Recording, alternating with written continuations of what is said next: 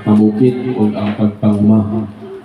Nasigundahan pag yun, o midason pag yun, tungkol sa climate change. So, dili maindagan sa panahon ang sobrang kainit. So, siyempre, maapektuhan ang panghinabuhian sa mga mag-uuma kay maapektuhan man ang yuta. Kung maapektuhan gali ang yuta, maapektuhan ang pagpangita sa mga bunga gikan sa yuta. So, muna challenging kayo ang kinabuhi ining matang sa igsuon nato ng mga mag-uuma. Magsuon, sa pasiuna pa lang kaganina, din sa ulahing bahin, katong nakahadungog, nag-iingon din sa pasiuna. Isip patron sa mga mag-uuma, sa kapasi San Isidro Labrador. Siya usa ka ehemplo sa mga trabahante nga mihaka og bili duha ka butang sa pag-ampo o pagtrabaho. Usa siya sa ehemplo sa mga trabahante nga mihatag og bili sa pag-ampo o pagtrabaho. Kung sunod kay ng tao bitaw nga gatong tawag ba nga nagtrabaho nga chusnon, nagtrabaho nga nagminatarong, dalaygon kay na tao bitaw nga bisan gamay rin kita, gamay sweldo, pero ganang chusnon nga pagpanarbaho. Muna nga si San Isidro, bisan sa iyang kakabos, kay usaba lang siya ka mag-uuma, uban siyang asawa nga Santa Pod, nga si Maria de la Cabeza. Kunya, nanatay ko ilang anak mo ta, grasyano ka po sila sa ilang anak, pero namatay pa rin ang ilang anak. Bako pa lang tao. Muna nga, sila na lang duha, magbiayon, San Isidro o si Santa Maria de la Cabeza. Pero bisan doyo sa ilang kapuprihon, bisan sa ulo yun silang pagkasaop, kay di bisan kaya sa yuta nga ilang itrabahoan, mga sinuhulan pa lang sila, pero maki-Diyos nun nga yung trabaho. Kaya bitang miniguli bitaw nato sa balay, kaya lagi kita sa trabaho, mura ba kuntinto ta ba natay peace of mind kay ang akong pagtrabaho minatarong o maka-Diyos nun.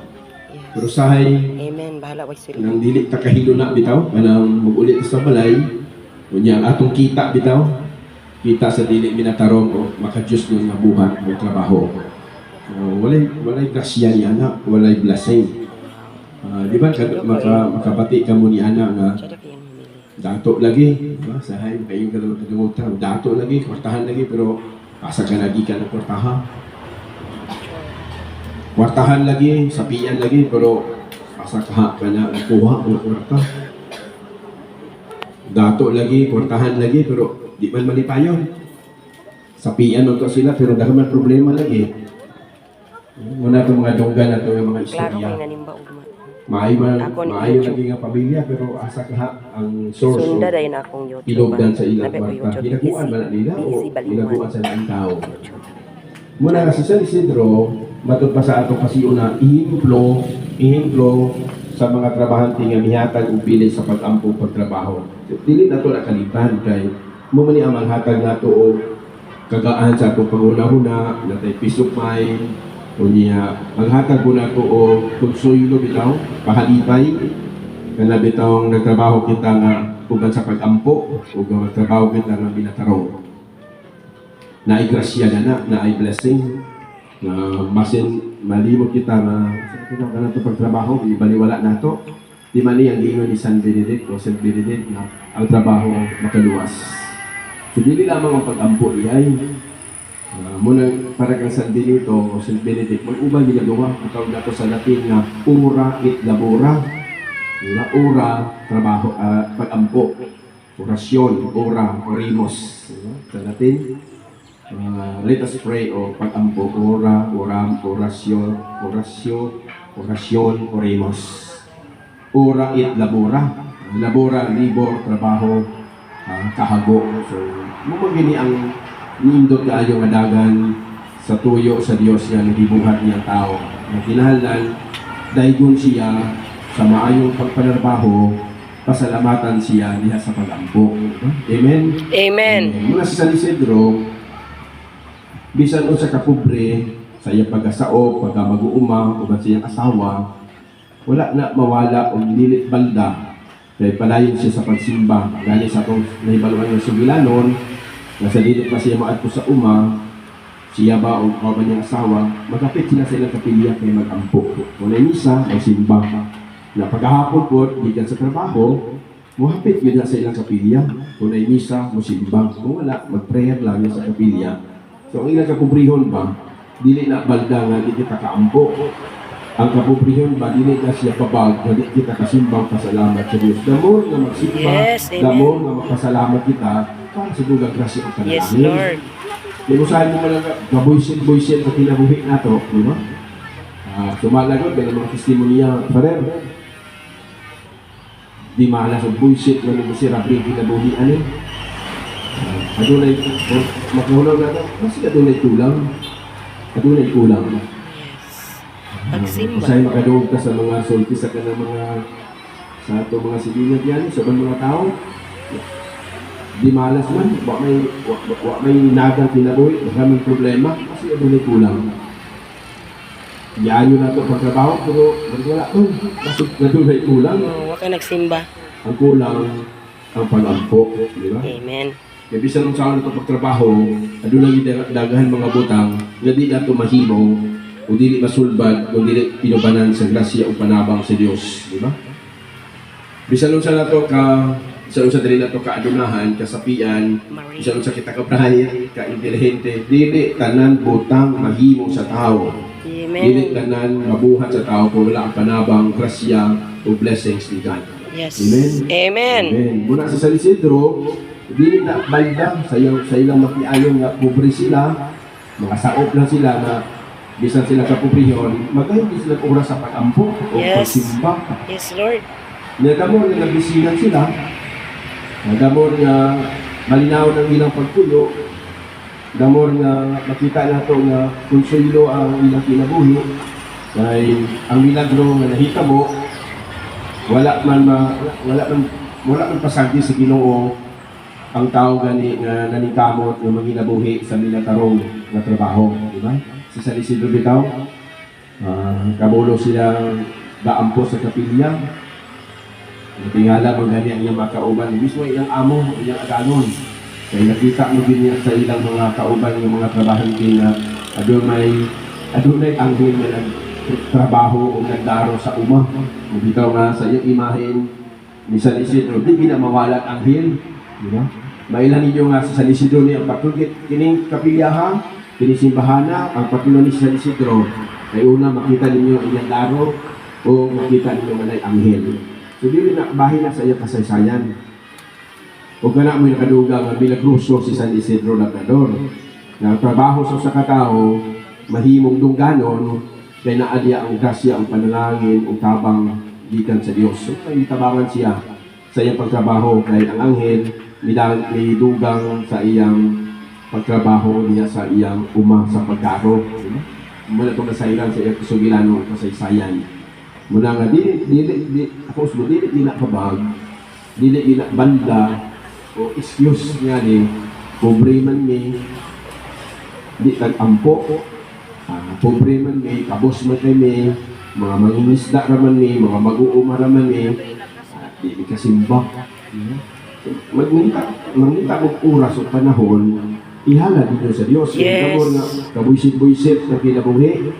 Mas buisit pa yun, kung ang inyong source sa inyong panginabuhian, dili ila tarong o dili minaayo. Huwag kinay peace of mind. Huwag din mo yung kahiluna sa iyong unahuna o sa iyong kalag. Di mo magmalipayo ni anak. Namor nga magdagan sunod sa problema, dagan mga pagsulay sa kinabuhi. Ano yan na? Pero tanawa na galing ng mga tao na bisan sa kakubre, bisan sa ilang kakabos, pero malipayo. Bisan sa kahabo, bisan nanguban ng kamot sa kinarbahuay, bisan kaapike na sa pagkaon, pagkasiman sa balay, pero malipayo. Kaya nasayon sila ang ilang kahabo, buhat sa tao, pero ang paglahutay, buhat sa Diyos. Kung masakit ka dito, wala yun. Kung may nadag yun ang kinabuhi o panginabuhi na to, kundi naging tabuligan sa Diyos. Dahil kung magkasakit-sakit kita, kung saan na ito pag panginabuhi, kung saan na ito pag nahutay, kung wala diya ang grasya o panalangin sa Dios. So challenging sa panahon karon kay problema na atong Department of Agriculture karon, di ba? Ang pagpanguma sa yuta, problema gyud kay tungod ani climate change, unya gawa sa mahal ng palitunon, problema gyud ang pagpanguma. Di ba? Sumara nakadungga mo sa balita diya sa radyo sa TV. Di ba? Unsay problema ni BBM karon sa atong nasod? Agriculture, ang pagpanguma. Yung siya tumakaon, wala diha, wala ni humay o bugas o talibugas. Kung saan ito makaon, kung wala na kamuti, bigla na kamuting kahoy sa mga niya, babilot siya. Kung saan na ito ang pagkaon, kung wala na abot sa yuta, kung musukol na gani o magbinuang na gani ang kinaiyahan, labi na ang yuta, impas na ganun. Kung sa inyo makaon, malipit ka makakaon ka katulos sa kaadlaw. Kaya sa pagluwag na ito, nagya si kalibugas na si humay. Kaya labi kung umabot ang panahon na humay o bugas, kaya wala na mag-uumam. Kung saan pag-umam, kung wala na po yutang umahon, kung wala na yutang agaruhon, diba? Muna nga challenging kayo ang paggoberno karon kay una nga problema sa paggoberno mao ang pagpanguma. Muna nga nangita pamaagi ang atong goberno kung saan paglahutay sa pagpanguma. Muna nga atong yampo ang atong mga mag-uuma kay dili diya sa yung magtrabaho diya sa bukid sa kainit unya sobrang sa itong kainit kung panahon sa tigulan na po. So siyempre ang tahago ang mga tao nga mag-uuma nag-agad na magiging sa abot sa yuta. Kita po gana sa ubos bisag dili kita mag-uuma nag-agad na po kita unsay bunga o abot dito sa bukid. Diba? Kung dili sila magtrabaho dito kasi sobrang kainit, dili magtrabaho kasi gilag ulan, wa na italong, wa na binhi, wa na fertilizer, wa na ilada ang yuta ugan na, wa na sustansya mineral sa yuta. Siyempre, mga pituhan, man lang sila, apil po kita na sa ubos. Kaya siya na itong pagkaon o kanon kung wala diya ang bunga sa yuta. Kinahanglan, ana ang sakripisyo sa mga tao pinaagi sa kahago, sa kamot, o ang blessing usab sa Dios. Jadi ilang dili na magkulang. Di man mahimo nga man ang Dios sa Ginoo. O sa iyang Dios sa Ginoo nga kang Marta, di ba? Ay kanimo Marta, di ba? Kato nabisita Ginoo sa managsuon si Marta, Maria si Lazaro. Nabisita siya dito sa managsuon. Ya si Maria nasa piilan sa Ginoo namati sa iyang mga pagtulunan. Pero si Marta nagpuliki sa trabaho sa balay. O sa iyang reaksyon o komentaryo sa Ginoo, ay kanimo Marta, nagkapuliki ka sa daghan mga butang. Kapalusa na may pipinahanlan, di ba? Ang pagpamati usap sa pulong sa Diyos. Pasabot, ay kanimo Marta, dili sa tanang panahon nga ang kalipay sa tao na sa pagtrabaho. Ang kalipay o kahilo na sa kalag sa tao na sa pulong, sa pagpamati sa pulong sa Diyos. Sa ito pa, pagsimba o pagtampo. Mga dili na siya makulang. Dili na siya mahimulang. Dili kay matampo lang, puro sa trabaho ang trabaho. Di sa mahimong puro sa trabaho pa rin pagtampo. Makiayon man eh.